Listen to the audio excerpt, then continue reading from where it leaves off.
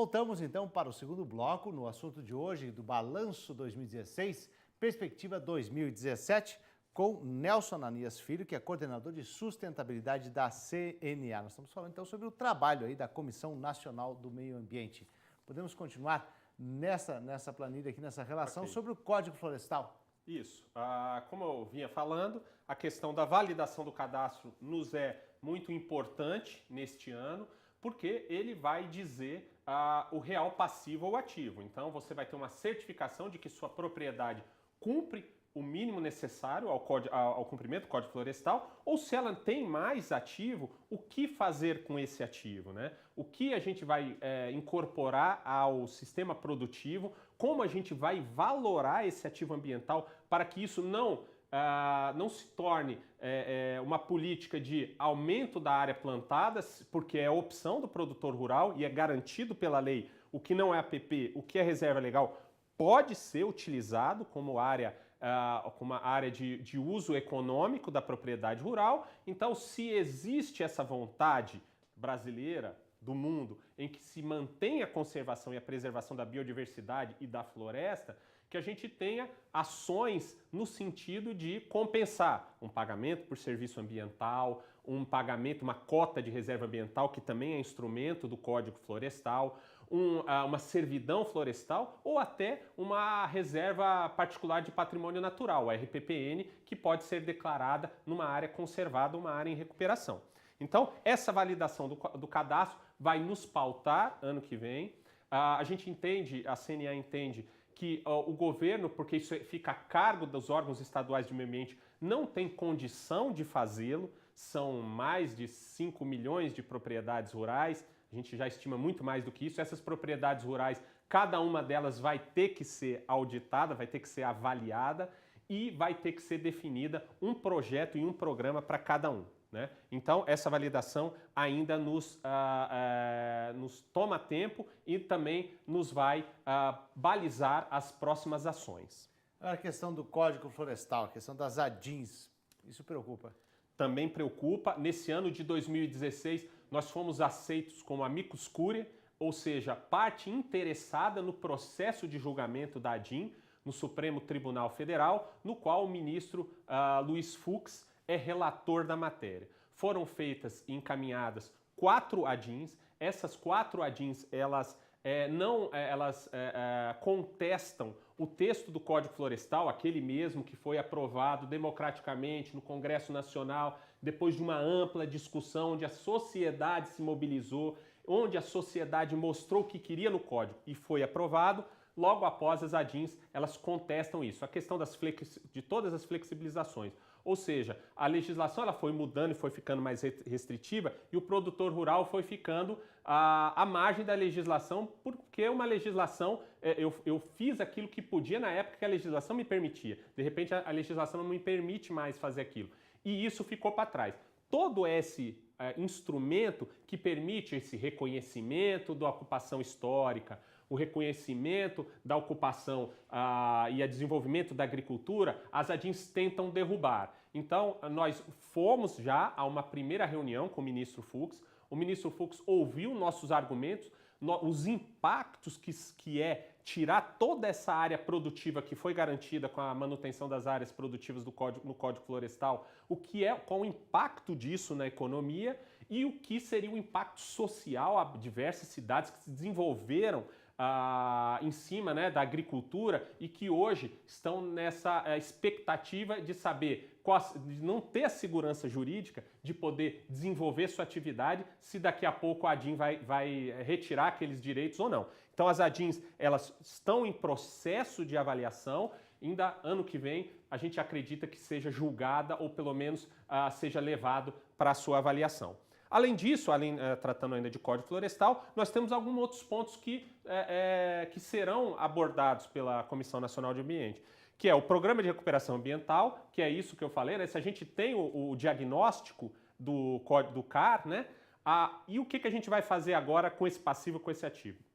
Os estados vão trabalhar dentro da sua legislação estadual, porque a Lei Complementar 140 diz que o estado é responsável por gerir a questão ambiental dentro do seu território e vai dizer o que vai ter que ser feito, como vai ter que ser feito, como vai ser recuperado, respeitando as normas gerais do Código Florestal Brasileiro, federal. No entanto, ele pode ser mais restritivo, porque a lei estadual ela pode ser mais restritiva do que a federal. Então, esse programa a gente está trabalhando junto com as federações da agricultura, os produtores rurais podem e devem ir às suas federações da agricultura, mostrar essa preocupação para que a Federação da Agricultura, para que ele possa dar a opinião dele na Federação da Agricultura, como esse PRA deve ser feito no seu estado, para que ele consiga manter a sua atividade funcionando.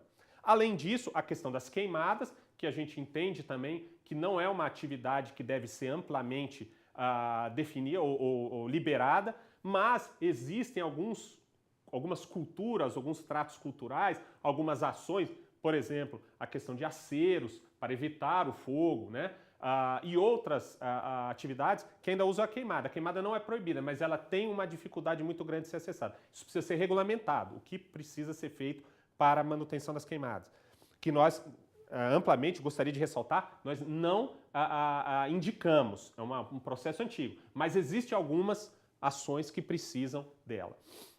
A cota de reserva ambiental, se nós temos ativo ambiental, como a gente pode ganhar dinheiro? Qual é a alternativa do produtor rural de não derrubar a floresta para aumentar a sua lavoura ou sua pastagem, se aquilo não dá um retorno qualquer que seja? Então, a cota de reserva ambiental ela vem para tentar regular isso, né? Precisa ser regulamentado ainda. O documento de origem florestal, eu preciso de um documento que dê a origem daquele material lenhoso que eu tenho e para que eu exporta, madeira, lenha, tudo aquilo, precisa ser definido. E o passivo ambiental fora de área protegida. Todo esse arcabouço legal, ele é válido para e suspensão de multa, tudo aquilo que eu já disse que são benefícios do Código Florestal, ele é estritamente utilizado, ou ele é definido, direcionado para áreas de APP e reserva legal, para passivo em APP e reserva legal. E as outras áreas que eram passíveis de desmatamento, mas não foram devidamente licenciadas. Ou porque na época não tinha licenciamento para aquilo, ou porque realmente foi ignorado o licenciamento e tal. Mas não é APP e reserva legal. Isso está fora do código. Então nós precisamos também tratar disso. Por que a gente pode definir benefícios para aqueles que vão recuperar APP e reserva legal e não aqueles na área que podia legalmente ser desmatado? Então também é um outro assunto que o Código Florestal vai trazer e a gente precisa estar atento aí para que não haja um prejuízo para a propriedade rural. Agora, Anísio, o licenciamento ambiental também foi outro ponto importante que a CNA acompanhou durante todo o ano? Licenciamento ambiental também. Nós temos que lembrar que Código Florestal e cumprimento do Código Florestal não é licenciamento ambiental. Licenciamento ambiental é uma autorização que o governo dá para você desenvolver uma atividade potencialmente poluidora. Atividades potencialmente poluidoras se enquadram, né, estão na lista da resolução CONAMA. Licenciamento ambiental não tem uma lei que rege, mas resoluções CONAMA que rege e é um instrumento da Política Nacional do Meio Ambiente. O que acontece é que o licenciamento ambiental, ele rege essas ações, ele rege o que pode e o que não pode e ele é um processo moroso, caro e que não reflete e não atende a avaliação de uma propriedade rural. Então, se eu planto milho esse ano e ano que vem eu quero fazer pecuária, eu tenho que fazer um outro licenciamento ambiental. Por quê? Porque o licenciamento ambiental ele foi feito para atividades industriais, comerciais, que seguem um ritmo. Você põe a minério de ferro de um lado, sai carro do outro, indefinidamente. Na atividade agropecuária, não. Você tem diversas modificações no sistema que eu posso. Então, o licenciamento ambiental, ele aplicado hoje à atividade rural, muitos poucos estados aplicam, na maioria eles são isentos, mas a gente precisa de segurança jurídica, mais uma vez, que diga que a atividade agropecuária, de silvicultura e aquicultura não, porque já é um outro sistema, mas elas são isentas do licenciamento ambiental do jeito que existe hoje. Baseado em quê?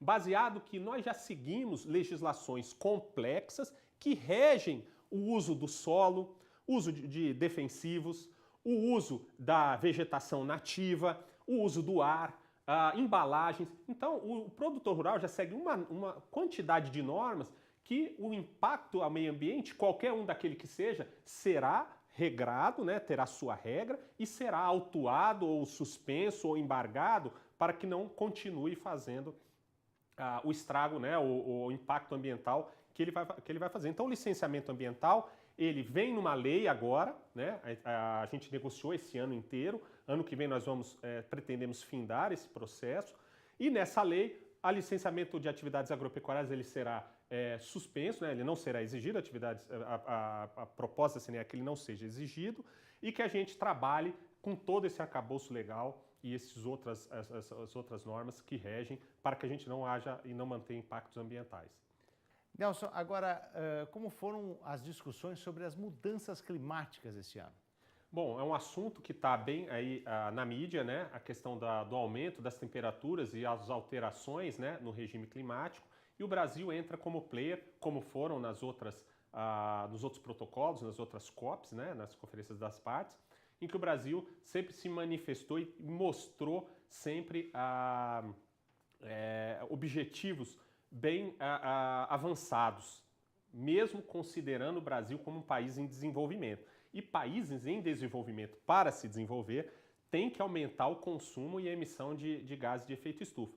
No entanto, o Brasil é um país que tem uma grande quantidade de compensações nas emissões, pois nós temos uma pecuária extensiva, nós temos florestas, nós temos recuperações agora do passivo ambiental, que se estima em 12 milhões de hectares de áreas recuperadas em vegetação nativa. E todo esse processo, ele findou agora, cerca de 2 meses atrás, quando o presidente sancionou a adesão do país, a ratificação do protocolo, né, da Carta do Acordo de Paris. No Acordo de Paris, nós nos comprometemos a reduzir as nossas emissões na ordem de 37% até 2025 e 42% até 2030. Nesse processo, a agropecuária brasileira tem um papel muito importante. Por quê? Porque no campo é que estão os estoques de carbono, é onde estão as florestas, é onde tem a pastagem que, bem manejada, compensa a emissão de gases de efeito estufa da pecuária brasileira, é onde nós temos os sumidouros, né, de carbono e aonde nós temos a aplicação das tecnologias que são amplamente divulgadas, que estão no programa ABC, de agricultura de baixa emissão de carbono. Nós estamos aumentando ano a ano a área sob plantio direto, que absorve carbono. Nós temos florestas, integração de lavoura, pecuária, floresta, integração de floresta, nitrogênio, né, sistema de nitrificação, né, de incentivo ao uso de nitrificação do solo, entre outros. Então, durante esse processo, nós acompanhamos as metas brasileiras e, em cima dessas metas, dos 37% e 42%, o Brasil tem que dizer, tá bom, aonde a gente vai tirar isso? E a agropecuária brasileira vai acompanhar muito de perto, a CNA vai acompanhar muito de perto, para que esses 37%, 30% não caia no colo do produtor rural, como restrição. Tá certo. Agora, outro tema que a Comissão do Meio Ambiente acompanhou foi a nova legislação sobre o patrimônio genético, é isso? Sim, o Brasil é um grande utilizador do patrimônio genético mundial. Nós plantamos soja, nós plantamos milho, nós plantamos algodão, a cana-de-açúcar. Todas essas culturas, ela provém de um patrimônio genético que é exótico ao Brasil, veio de outros países. Então, existia a pretensão, dentro do protocolo de Nagoya, que faz parte da Convenção da Biodiversidade, de se taxar ou se cobrar a divisão equitativa do quem fornece o material genético para quem consome, né? O Brasil, em cima da sua grande área produtiva, mais de 70 milhões de hectares, pesaria muito se esse processo saísse dessa forma que os países geradores desse material genético quiseram. Então, o Brasil, este ano, nós discutimos, a CNA participou ativamente, nós definimos a Lei 13.123, que traz a norma nacional, a norma nacional que trata do gerenciamento de recursos genéticos no Brasil. Isso garantiu o quê? Que a partir de 2014, todo material genético novo que adentrar o Brasil e for utilizado no melhoramento genético de nossas plantas, haverá uma repartição, mas em cima dos produtores de semente, ou seja, os replicadores. Então, todo aquele material, toda aquela tecnologia embarcada num grão de soja que o produtor planta, num grão de milho que o produtor planta, aquilo já é patrimônio nosso. Isto garantido diminuiu pretensões como o da China, que nos pediu a quantidade de soja que nós plantamos para uma eventual cobrança do acesso ao recurso genético. A Etiópia também do mesmo jeito, pedindo dados sobre a cafeicultura brasileira para saber quanto eles podem, qual o potencial de mercado de recebimento do acesso do recurso genético que a gente tirou deles. Tirou não, né? Na verdade a gente se apropriou, melhorou a produtividade e hoje vendemos um café com uma qualidade muito melhor do que aquela que a gente fez. Então todo esse material genético, ele era passível e agora, a partir de agora, com o marco nacional, nós podemos ir lá, podemos ratificar o protocolo de Nagoya, que trata da repartição desse material genético, e podemos entrar como player na discussão e garantir todos esses direitos que nós conseguimos e toda essa tecnologia que nós embarcamos aí nessas produtividades. Ok, eu agradeço a participação do coordenador de sustentabilidade da CNA, Nelson Ananias Filho. Muito obrigado, tenha um bom dia. Eu que agradeço. O Balanço e Perspectivas termina aqui. No próximo programa, voltamos com mais uma entrevista especial sobre as principais ações do sistema CNA Senar 2016. Tchau!